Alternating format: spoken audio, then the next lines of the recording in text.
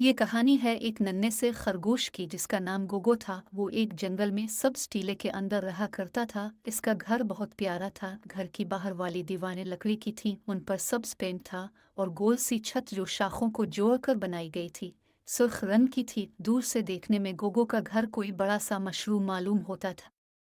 एक दिन गोगो सुबह की सैर को निकला। वो अलिफा चेलती कूदते पत्थरों पर से छलांगे लगाता चला जा रहा था कि अचानक इसकी नज़र एक छोटी सी डिब्बी पर पड़ी। ये क्या है? गोगो ने हैरत से देखा।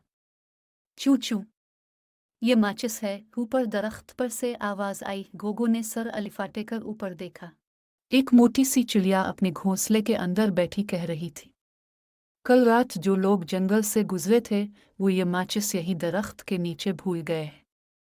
हाँ तो इससे क्या करते हैं? गोगो ने हैरानी से डिब्बी को हिलाया। इससे आग लगाते हैं। मैंने खुद देखा था। वो इसमें से एक छोटी सी लकड़ी को डिब्बी से रगड़ते हैं तो आग का शोला निकलता है, चिड़िया ने बताया। वो अब घोंसले से निकलकर सबसे नीचे वाली शाख पर आकर बैठ गई थी। मैं भी इससे चूल्हा जलाऊंगा और गाजर का सूप गर्म करूंगा। आहा, गोगो ने कहा और तेजी से छलांगी लगाता वापस चला गया। इसने चिड़िया की पूरी बात भी ना सुनी। गोगो जब घर आया तो इसकी उम्मी घर पर नहीं थी। वो हर रोज की तरह गाजरें लेने भालू मियाँ की दुकान पर गई हुई थी। गोगो खरगोश किचन में आया। उसने एक छोटी सी देगची चूल्हे पर रखी। इसमें कल का बचा हुआ सूप था। गोगो ने माचिस में से एक स्टिक निकाली और उसे चूल्हे के करीब किया। लेकिन ये किया, चूल्हा तो आग पकड़ ही नहीं रहा था। स्टिक पर लगी हुई आग गोगो के हाथ पर लगने लगी तो उसने घबराकर स्टिक खिड़की से बाहर फेंक दी। फिर उसने दूसरी स्टिक निकाली, फिर तीसरी, चौथी, लेकिन चूल्हा किसी तरह भी आग नहीं पकड़ रहा था। गोगो आग लगी हुई स्टिक्स खिड़की से बाहर फेंकता रहा। थोड़ी देर बाद दरवाजे पर दस्तक हुई। गोगो ने दरवाज़ा खोला। अम्मी अंदर आई तो उन्हें कुछ जलने की बू आई। गोगो, क्या तुम किचन में गए थे? हाँ नहीं, वो उसने बताने की कोशिश की, लेकिन खरगोश की उम्मी बहुत जल्दी में थी। वो किचन में तेज कदमों से आए और जल्दी से सारे चूल्हे चेक किए। कुछ भी नहीं चल रहा था, सब ठीक था। हाँ, सूप वाली देगची शेल्फ पर पड़ी थी। गोगो, तुम सूप गर्म करना चाह रहे थे? गोगो ने कोई जवाब ना दिया। वो जल्दी से किचन से बाहर चला आया। इसे कुछ समझ नहीं आ रहा था कि वो उम्मी को कैसे बताए।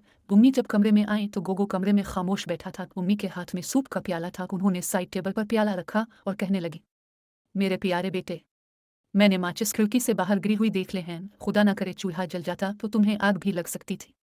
गोगो ये सुनकर बहुत शर्मिंदा था। अभी तुम छोटे हो, जब तुम बड़े हो जाओगे तो खुद से चूल्हा जलाना सीख जाओगे। खरगोश उम्मी अचानक कुछ सूंघते हुए बोले, ये क्या जलने की बू आ रही है? वो खुदाया। अम्मी जल्दी से भागते हुए कमरे से निकल गई। बच्चों, असल में हुआ ये था, जब गोगो खरगोश ने जलती हुई तीलियां खिड़की से बाहर फेंके तो घास में आग लग गई। वो आग गोगो के घर की दीवारों तक पहुंची। लकड़ी धड़ाधड़ जलने लगी। हेलो, हेलो, जल्दी पहुंची हाथी मियाँ। गोगो की उम्मी हाथी मियाँ को फोन कर चुकी थी। हाथी मियाँ, जो जंगल के फायर ब्रिगेड थे, अपने कई साथियों के साथ गोगो के घर के बाहर पहुंच गए। वो अपनी सूंडोहे में तालाब का बहुत सारा पानी भर कर लाए थे। जल्द ही आग बुझ गई। सब्ज दीवारें जलकर सियाह हो गई थी, लेकिन शुक्र है ज्यादा नुकसान नहीं हुआ था। गोगो ने उम्मी के साथ मिलकर दीवार बनाई। बंदरों ने भी उनकी मदद की, लकड़ी काट काट कर दी। अब की बार गोगो ने जर्द रंग का पेंट किया है। प्यारे बच्चों, इस कहानी से ये सबक मिलता है कि कभी भी माचिस से ना खेलें। जो काम खतरनाक हो वो अपने बड़ों से कहीं खुद करने की कोशिश ना करें।